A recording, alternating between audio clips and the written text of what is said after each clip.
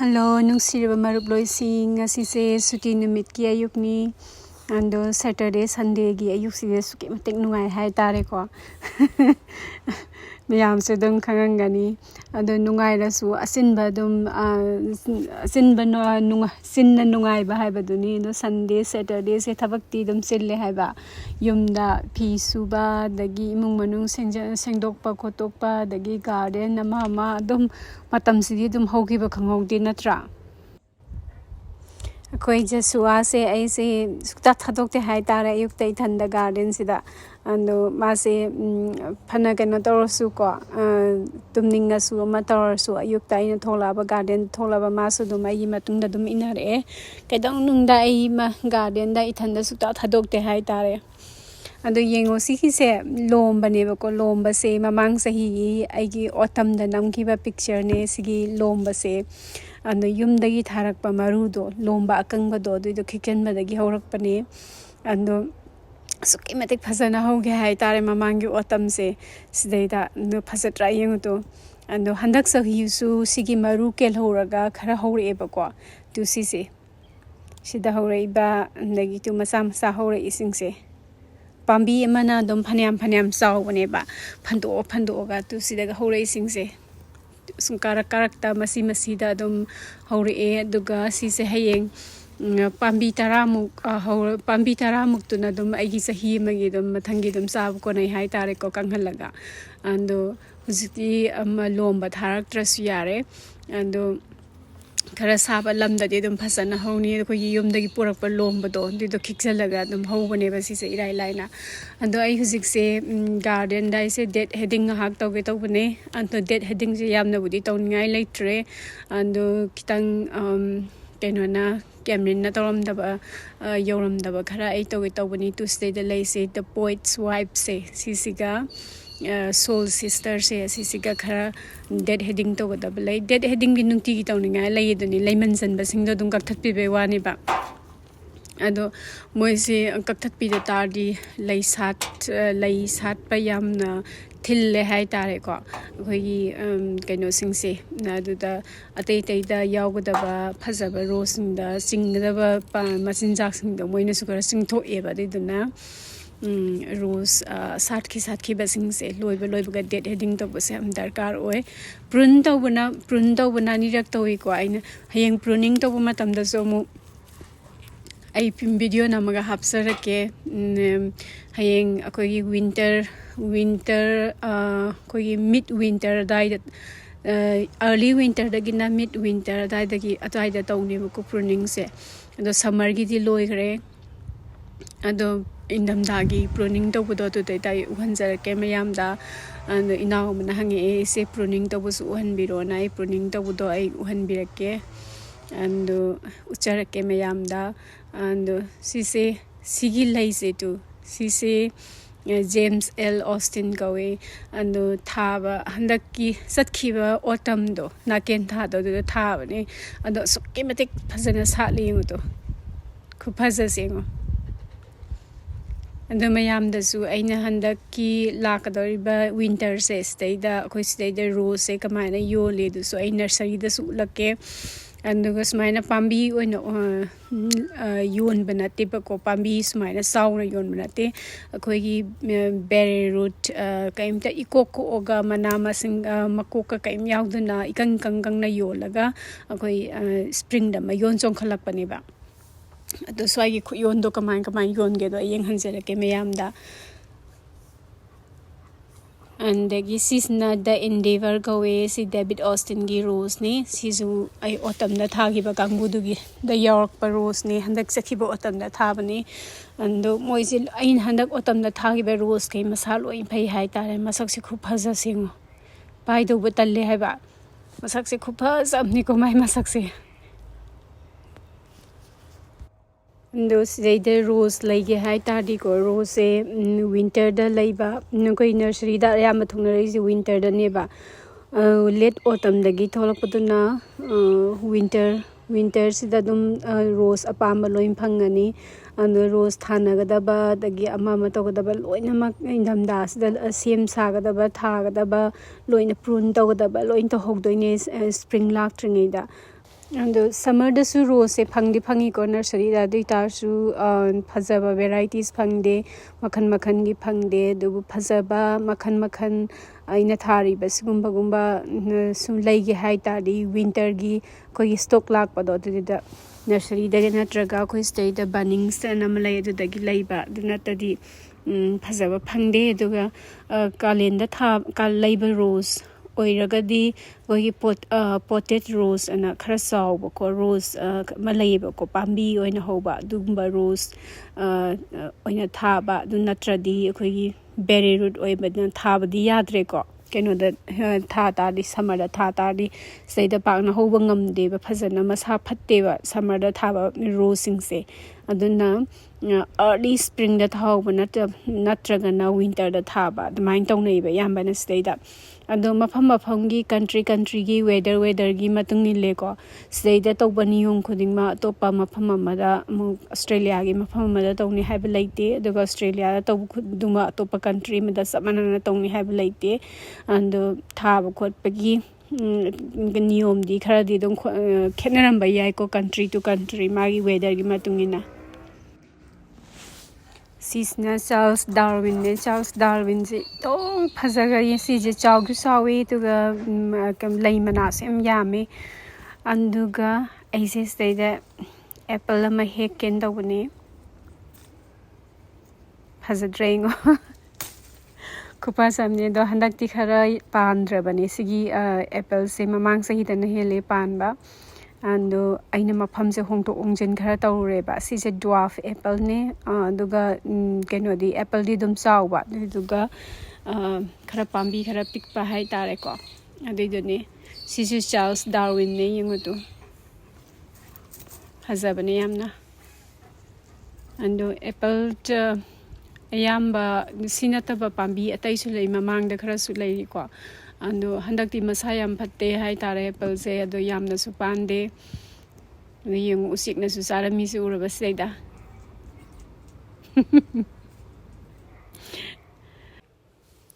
Ihuzi imung da sang bada ma pandagi lei khara porak pane phasatra sisa aiji dalia ngoba khara su hele ndagi talula ndagi pierre de rosa ndagi seida tu apikpa koi keno khara yauri se macha pikpa lei ma yauri se ngoba se se kaimna te maroi nakopi gi ma pan ne bako and schematic phazai andagi sisna blue moon ne yumdagi lei ahega smaina harvest toraga thamba sumunungai bani sude ada isi sigi samana se ko ai manabi pakistani mana pubirak pane na hawe mamangi da su ai sinaye ba moina piraga moi parents lak pa khudingi pura la e and yam na hawe yam ti na sinaba nungai hai tare ko khoi north east ta phangba ti ma lei dai ne ko khoi achoiba khoi nang hawai hujik ti thoiba khangde khoi nang hawai angang winda khoi ti samana se khoi keno da khoi mara kol laga khoi sarai sema ga khoi lupa manga gi piyu packet na tabada ko choini yon basindo adugumba gi jat tu ne basi se do hawi amna andagi sisna parcel Cameron ga aigana parcel kind order to parcel ne ando si se kenta na te khoi si se teapot ne ba cast iron gi teapot ne Japanese teapot ne ando si se da khoi gi tea gi pot cha gi pot chai katang yon bama ma lei ba ando dagi lei bane ando si se caffeine yaw da ba keno ne hai tare chamana ne ba ando Cameron caffeine yaw ba samna thakte de na ma gi order to bane si se ando sigi cast iron gi pot che tea pot che ando sigi tea pot chi schematic kano to hai tare quality lei ba tea pot ne anu cast iron gi ne seida sigi samba khotpa to bas da ko gi sapon ke yamna harsh to basna ba gi darka leite dum tengthoga dum ko gi sna ba loiraga tengthoga kan halaga dum thamba ya ba tea pot ne naga sapon bo sna da bada anuga sigi tea pot se sigi duplicate mayam am su thoi ba market ta ꯁꯤꯁꯤꯒ ꯍꯥꯏꯔꯞ ꯃꯥꯟꯅꯕ ꯑꯗꯣ ꯁꯤꯁꯤꯗꯤ made in ꯖꯄꯥꯟꯅꯤ ꯑꯗꯨꯒ Japanese T ꯄꯣꯠ ꯁꯤꯒꯨꯝꯕ ꯀꯥꯁ ꯑꯥꯏꯔꯟꯒꯤ T ꯄꯣꯠꯁꯦ ꯑꯁꯨꯛꯀꯤ ꯃꯇꯤꯛ quality ꯂꯩ ꯍꯥꯏꯇꯥꯔꯦ ꯑꯗꯨꯒ ꯌꯥꯝꯁꯨ ꯂꯨꯝꯃꯦꯀꯣ ꯑꯗꯣ ꯁꯤꯁꯦ ꯑꯩꯈꯣꯏꯒꯤ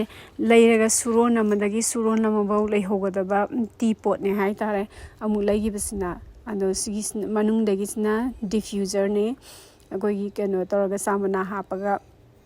ꯂꯣꯟꯅꯕ ꯂꯨꯝꯁꯨ ꯌꯥꯝ ꯂꯨꯝꯃꯦ ꯁꯤꯁꯦ ꯑꯗꯣ ꯌꯥꯝꯁꯨ ꯐꯖꯩ ꯍꯥꯏꯇꯥꯔꯦ ꯑꯗꯒꯤ ꯈꯨꯠ ꯁꯥ ꯌꯥꯝ ꯅꯥꯟꯅ ꯁꯥꯕ ꯇꯤ ꯄꯣꯠꯅꯤ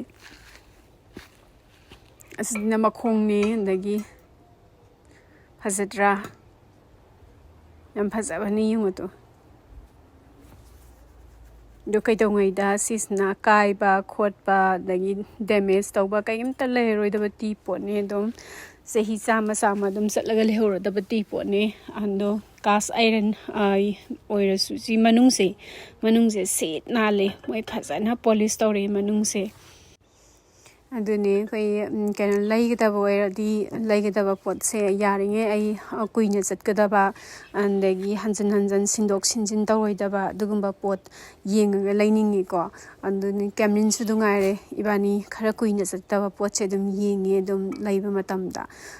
ꯑꯗꯣ ꯑꯩ ꯍꯣꯔꯦꯟ ꯅꯨꯡꯊꯤꯟ ꯀꯦꯂꯤꯆꯅꯥ ꯉꯧꯒꯦ ꯅꯍꯥꯟꯒꯤ ꯃꯪꯒꯟ ꯇꯤꯡꯈꯤꯕꯗꯣ ꯑꯗꯨꯒ ꯃꯌꯥꯝꯗꯁꯨ ꯌꯦꯡꯍꯟꯖꯔꯛꯀꯦ ꯑꯗꯣ ꯀꯦꯂꯤꯆꯅꯥꯁꯦ ꯃꯪꯒꯟꯁꯦ ꯁꯤꯗ ꯂꯩꯔꯦ ꯃꯪꯒꯟꯁꯦ ꯑꯩꯅ ꯅꯍꯥꯟ ꯇꯤꯡꯈꯤꯕꯗꯣ 1 ꯀꯞꯇꯩ ꯈꯔ ꯍꯦꯟꯕꯅꯦ ꯑꯩꯅ ꯋꯥꯏꯠ ꯄꯤꯁꯅꯤꯀꯣ ꯃꯪꯒꯟꯗꯣ ꯑꯗꯨꯗꯨꯒ ꯑꯩꯅ ꯏꯁꯤꯡꯁꯦ 1.5 ꯀꯞ ꯍꯥꯞꯄꯦ ꯏꯁꯤꯡꯁꯦ ꯌꯥꯝ ꯍꯥꯞꯇ꯭ꯔꯁꯨ ꯌꯥꯕꯅꯦ ꯀꯩꯅꯣꯗ ꯀꯦꯂꯤꯆꯅꯥꯅꯤꯅ ꯃꯍꯤ ꯖꯣꯔꯣꯡ ꯂꯥꯡꯗ꯭ꯔꯁꯨ ꯌꯥꯏ ꯃꯍꯤ ꯈꯤꯇꯪ ꯌꯥꯎꯔꯒ ꯌꯥꯔꯦꯗꯅꯀꯣ ꯑꯗꯣ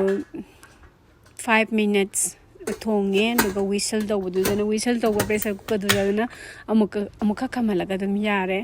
ꯑꯗꯨꯒ ꯄ꯭ꯔꯦꯁꯔ ꯀꯨꯀꯔꯗꯣ ꯃꯁꯥ ꯃꯊꯟꯇ ꯏꯪꯊꯍꯜꯂꯒ ꯑꯗꯨꯝ ꯌꯥꯔꯦ ꯑꯗꯨ ꯌꯥꯝ ꯄꯦꯔꯦ ꯄꯦꯠꯅꯕ ꯇꯧꯕ ꯀꯦꯂꯤꯆꯅꯥꯗꯣ ꯑꯩ ꯆꯥꯅꯤꯡꯗꯦ ꯑꯗꯨꯅ ꯁꯨꯝ ꯆꯞ ꯆꯥꯕ ꯑꯃ ꯂꯩꯗꯥꯏꯅꯦ ꯁꯨꯃꯥꯏꯅ ꯄꯦꯔꯦ ꯄꯦꯠꯄꯁꯨ ꯅꯠꯇꯕ ꯁꯨꯃꯥꯏꯅ ꯈꯤꯇꯪ ꯇꯧꯕꯗꯗꯤ ꯃꯨꯟꯕꯗꯣ ꯄꯥꯏꯕꯗ ꯑꯗꯨꯏ ꯃꯇꯥꯡꯗꯨ ꯐꯥꯎꯕ ꯑꯩ ꯊꯣꯡꯉꯦ ꯐꯨꯠꯂꯦ ꯑꯗꯨꯗꯨꯒ ꯑꯩ 3 tablespoon ꯀꯨꯀꯤꯡ ꯑꯣꯏꯜ ꯍꯤꯠ ꯇꯧꯔꯦ ꯑꯗꯨꯒ ꯃꯩꯁꯦ ꯍꯦꯛ ꯁꯥꯍꯟꯕꯒ ꯈꯤꯇꯪ ꯂꯩꯊꯔꯒ ꯕꯦ ꯂꯤꯞꯁ ꯃꯆꯥ ꯑꯅꯤ ꯍꯥꯞꯄꯤꯔꯦ ꯑꯗꯒꯤ 1 teaspoon cumin seeds ꯍꯥꯞꯄꯦ ꯖꯤꯔꯥ ꯑꯗꯒꯤ ꯉꯥꯏꯍꯥꯛꯇꯪ ꯀꯥꯕꯛ ꯉꯧꯕꯤꯔꯅꯤ ꯌꯥꯝ ꯀꯨꯏꯅ ꯉꯧꯗꯣꯏ ꯅꯠꯇꯦ ꯁꯦꯀꯦꯟ ꯈꯔꯗꯪ ꯆꯪꯕꯅꯦ ꯑꯗꯨꯝ ꯀꯥꯅꯕ ꯉꯧꯗꯣꯏ ꯅꯠꯇꯕꯅꯤ나 ꯑꯗꯒꯤ ꯑꯣꯅꯤꯌꯟ ꯑꯆꯧꯕ ꯑꯃꯒꯤ ꯇꯪꯈꯥꯏ ꯑꯃ ꯁ꯭ꯂꯥꯏꯁ ꯇꯧꯔꯦ ꯑꯗꯒꯤ ꯃꯔꯣꯏ ꯅꯥꯀꯨꯞꯄꯤ ꯈꯔ ꯁꯣꯏꯔꯒ ꯍꯥꯞꯄꯒ ꯉꯧꯔꯦ ꯈꯔ ꯀꯥꯕꯛ ꯊꯣꯠꯊꯔꯛꯇ꯭ꯔꯤꯐꯥꯎꯕ ꯌꯥꯝ ꯀꯨꯏꯅ ꯆꯪꯉꯣꯏ ꯃꯤꯅꯤꯠ 3-4ꯗꯪꯅꯦ ꯁꯤꯗ ꯆꯪꯗꯣꯏꯁꯦ ꯈꯤꯇꯪ ꯑꯃ ꯂꯩꯗꯥꯏꯅꯦꯀꯣ ꯈꯤꯇꯪ ꯆꯞ ꯇꯤꯡꯉꯝꯕꯗꯒꯤ ꯈꯤꯇꯪ ꯊꯣꯠꯊꯔꯛꯄꯗꯣ ꯑꯗꯨꯋꯥꯏ ꯃꯇꯥꯡꯗꯨꯐꯥꯎꯕ ꯉꯧꯕꯤꯔꯅꯤ ꯑꯗꯨꯒ ꯖꯤꯟꯖꯔꯁꯦ ꯑꯩꯁꯦ ꯏꯟꯆꯝꯗꯤ ꯐꯥꯗꯦ ꯑꯗꯨꯒ ꯒꯥꯔꯂꯤꯛ 5 ꯑꯣꯏꯔꯝꯗꯧ ꯃꯥꯜꯂꯦ ꯑꯗꯨꯏꯗꯣ ꯐꯖꯅ ꯁꯨꯔꯒ ꯍꯥꯞꯆꯜꯂꯅꯤ ꯑꯗꯒꯤ ꯃꯣꯔꯣꯛ ꯑꯇꯦꯛꯄ 2-3 ꯑꯃ ꯇꯪꯈꯥꯏ ꯈꯥꯏꯗꯣꯛꯑꯒ ꯍꯥꯞꯄꯦ ꯑꯗꯨꯏꯗꯨꯒ ꯉꯥꯏꯍꯥꯛ ꯁꯤꯒꯤ ꯀꯩꯅꯣꯁꯦ ꯑꯣꯅꯤꯌꯟꯅꯦ ꯆꯥꯏꯞꯁꯅꯦ ꯑꯗꯒꯤ ꯖꯤꯟꯖꯔ ꯒꯥꯔꯂꯤꯛ ꯑꯁꯨꯕꯗꯨꯅꯦ ꯑꯗꯨꯅꯈꯤꯇꯪ ꯁ꯭ꯂꯥꯏꯠꯂꯤ ꯈꯤꯇꯪ ꯕ꯭ꯔꯥꯎꯟ ꯑꯣꯏꯔꯛꯄꯗꯣ ꯑꯗꯨꯋꯥꯏ ꯃꯇꯥꯡꯗꯨꯐꯥꯎꯕ ꯉꯧꯔꯅꯤ ꯁꯤ ꯃꯇꯥꯡꯁꯤꯐꯥꯎꯕ ꯑꯗꯒꯤ ꯑꯩꯈꯣꯏꯅ ꯉꯁꯥꯏ ꯕꯣꯏꯜ ꯇꯧꯔꯒ ꯊꯝꯈꯤꯕ ꯀꯩꯅꯣꯗꯣ ꯄꯤꯁꯇꯣ ꯑꯗꯨꯗꯣ ꯍꯥꯞꯆꯤꯟꯕꯤꯔꯅꯤ ꯑꯗꯨ ꯁꯤꯗꯩꯗ ꯏꯁꯄꯥꯏꯁ ꯏꯁꯥꯅ ꯍꯥꯞꯅꯤꯡꯕ ꯑꯗꯨꯝ ꯂꯣꯏꯅ ꯍꯥꯞꯄ ꯌꯥꯏꯀꯣ ꯑꯗꯣ ꯃꯤꯒꯤ ꯃꯇꯨꯡ ꯏꯜꯂꯦ ꯑꯗꯣ ꯑꯩ ꯁꯤꯗꯩꯗ ꯃꯤꯠ ꯃꯁꯥꯂꯥ ꯈꯔ ꯍꯥꯞꯄꯦ 1 teaspoon ꯑꯗꯒꯤꯀꯩꯅꯣ ꯃꯆꯜ ꯀꯩꯀꯩ ꯍꯥꯞꯄꯁꯨ ꯌꯥꯏ ꯃꯆꯜ ꯂꯩꯇꯥꯔꯗꯤ ꯑꯗꯒꯤ ꯆꯥꯃꯁ ꯑꯃꯗꯤ ꯐꯥꯗꯦꯀꯣ ꯑꯩꯅ ꯁꯤꯗ ꯇ꯭ꯌꯨꯃꯔꯤꯛ ꯍꯥꯞꯄꯤꯁꯦ ꯑꯗꯒꯤ 1 teaspoon ꯒ꯭ꯔꯥꯎꯟ ꯀꯣꯔꯤꯌꯦꯟꯗꯔ ꯍꯥꯞꯄꯦ ꯑꯗꯒꯤ 1 teaspoon ꯒ꯭ꯔꯥꯎꯟ ꯔꯦꯗ ꯆꯤꯂꯤ ꯍꯥꯞꯄꯦ ꯁꯤꯒꯤ ꯒ꯭ꯔꯥꯎꯟ ꯔꯦꯗ ꯆꯤꯂꯤꯁꯦ ꯌꯥꯝ ꯁꯥꯗꯕ ꯔꯦꯗ ꯆꯤꯂꯤꯅꯦ ꯑꯗꯒꯤ 1 teaspoon ꯆꯤꯂꯤ ꯐ꯭ꯂꯦꯛꯁ ꯍꯥꯞꯄꯦ ꯆꯤꯂꯤ ꯐ꯭ꯂꯦꯛꯁ ꯁꯤꯁꯤꯅ ꯈꯤꯇꯪ ꯁꯥꯏꯀꯣ ꯑꯗꯒꯤ ꯁꯤꯗꯩꯗ ꯊꯨꯝ ꯈꯔ ꯏꯁꯥꯒꯤ ꯆꯥꯡꯗ ꯀꯌꯥꯝ ꯌꯥꯝꯅ ꯆꯥꯏ ꯍꯥꯏꯕꯗꯨꯒꯤ ꯃꯇꯨꯡ ꯏꯟꯅ ꯍꯥꯞꯄꯤꯔꯅꯤ ꯑꯗꯨꯒ ꯐꯖꯅ ꯑꯣꯠꯈꯥꯏꯕꯤꯔꯁꯤ ꯑꯗꯨ ꯁꯤꯗ ꯏꯁꯤꯡ ꯈꯔ ꯌꯥꯎꯔꯤꯁꯦ ꯍꯧꯖꯤꯛꯀꯤ ꯑꯩꯅ ꯀꯩꯅꯣ ꯇꯧꯕꯗꯣ ꯐꯨꯠꯄꯗꯣ ꯑꯗ ꯂꯣꯟꯕꯗꯨꯗ ꯃꯪꯒꯟ ꯕꯣꯏꯜ ꯇꯧꯕꯗꯨꯗ ꯌꯥꯎꯔꯛꯄ ꯏꯁꯤꯡꯅꯦ ꯑꯗꯨꯗꯨꯅ ꯈꯔ ꯀꯪꯁꯜꯂꯛꯇ꯭ꯔꯤ ꯐꯥꯎꯕ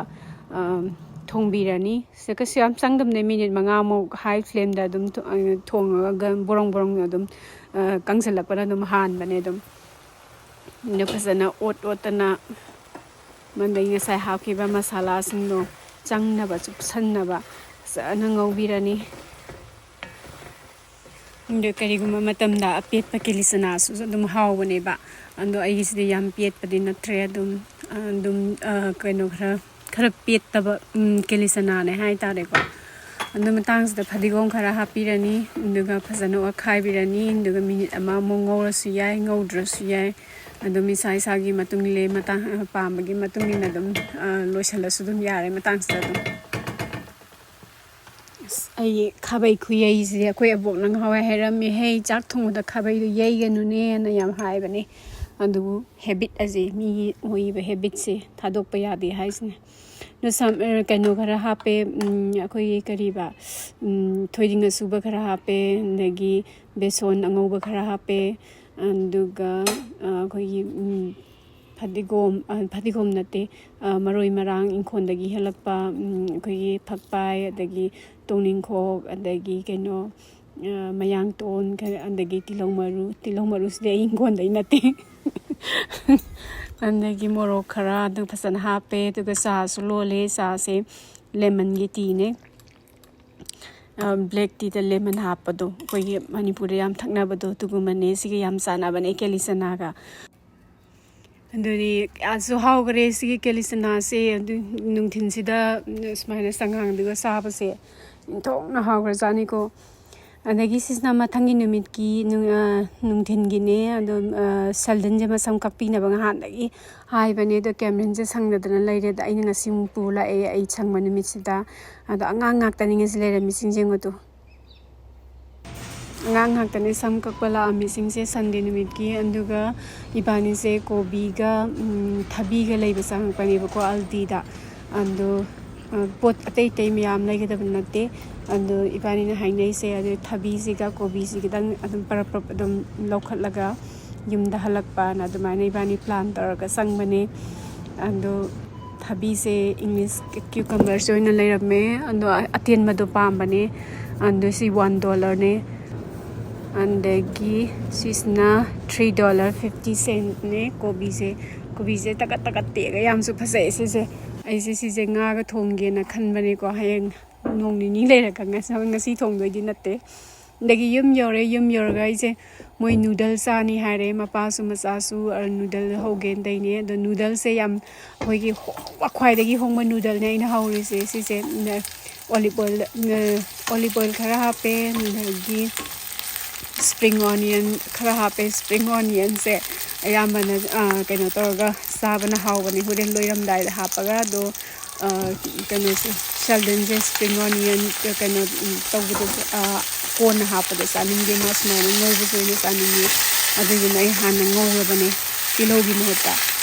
andi do spring onion ne legi tomato achoba mane kabak soega hapsale andi duga makhung khumjelaga minute amarom thongani ado kaino se tomato se patna ba thongoi na te kaba kitang soft oirak tribo ba sum thongbai wani yang kuina phara toy su ya ando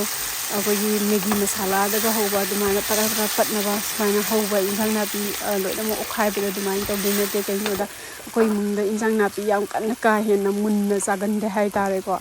ande na ai khara tingna thamini andagi 2 medium size button mushroom slice tawra hape andagi frozen vegetables khara hape sije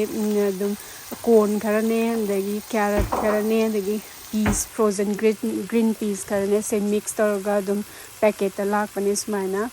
anduga turmeric khara hape andagi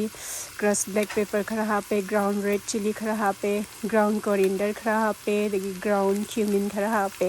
isa gi sangda ando kari apamba spice hapning badum loina hapa yai ko andagi chigi kaino se thum je kitane hapi je kaino da ore flavor khoi noodle gi flavor packet do su sagi dum thum yaujara pane diguna yenga hapi yo duga nga otlaga minute ahum makhung khumaga thongani ando yam kuina thongbai darkar lekte kaina aina husi hai khibdo ka hen munba injang na bi khoi da kaya sa dena and frozen vegetables in the hana the mulla the last of ngakani mushroom ye thukna thuna munba vegetable ne hai tare ko and na si matang sida ko ising cup ahum hairani kaino da aina thongdeba noodles packet ahum neba and the gisisna vegetable stock cube ne hapase half trasuya the flavor how baneba si se hapase dugina ina khara hapise the is nice to do see beef noodle calls ki course they han hong noodle Australia the later sina quite hong noodle ne aduga sumaina thong ta this is a how baneba si noodles se and this is na flavor such a ching ne si jo half san biryani and the phajana okhai biryani no igi noodles se khara karang law na ngau dui na te horen kitang mahi kitang di yang ne dui ta su mahi yam yaw ba di na te kho and khara chingkhat sa ba da nungai na ba and ga hek borong so bok thongani no hek sorak pa ga hang to ga noodles 3 packets hapsalani ado si thugai raga hapasu yai and thugai da na hapasu yai anga thugai je kai no da koi thugai da na sagal le kai no da mari dum singkhat pa da lak na ma horen cha ba da and season na koi kai no na noodles na kitang thothar tribo bo ot phaya tribo da minute ma ma mung sang mane si na tang se lai bak thongani ndo ga phajana okhai birani and ga si okhai baloyaga makhum khumjallaga isa na pamba texture do yogdribo ba thongani habdi ni khara hena thotpa saningara natraga khara dum ling launa saningara isa gi matungile apamba gi matungile mi khara na kita khara hena thona saning masulai noodles se ando sisidi do mun babok thongba do ne yamna thotpa sunate yamna kana tawbu sunate chang law do sunate ando si matang sida coriander soiba khara hapani isa na pamba coriander herbs ama heta hape esda ando aidi coriander oina hape ando spring onion oina hapa su yai si matang sida ando sigi mas ka ina happy be spicing si matung hinna di coriander ga sana bane dinduna ne ina coriander happy se si matang sida dum loire saba yare noodles se and aina hai gibdoni isa gi matung ina vegetables su kyam ngauba have the sumi mi gi matung ile loina ma and akoi khara sap ting na sagal le duna ne aina smaina thammi se and sigi matang sida adum noodle di hek thongbo loiraga si matang sida serve ta hodra di horen chabe law dhar pana han mane aduna noodle di hek thongbo loibaga sa hoba duna loira sidi me yam loin khangnara ba ngakta ne yam bana aina hydra so adum hari ba dune aise this na ko inga sigi dinner ne thabak na tan manumi ki dinner hai tare ko thu ba daga dum house bane and puksu dum thanba and marak ta khoi dum smaina dum sai khoi kero thongba thakpa yang koina du da to tan manumi leidai ne ko nungdang na movie ga yenga da ba khot ka da ba leita di khara thu ba smaina dinner ram saraga dum loisalle dum numi tu ge do andunga si je khoi nungdang movie yeng doine duiduna khoi khara thu ba dinner ama sa thoine ando aigi ne si morok happy se morok extra happy se morok khara sabagi ando moidi morok yam saba sa this mana saba sida aidane morok khara sana saningi se de morok khara yamna saba saning moiraga nga sai dum ahan bagi vegetable ngaubudu da morok tik pa khara dum hapasu yai ando aidi moigi yenga haptre bane ando matang sida mayam dagi kaina na ba ya thang ni jari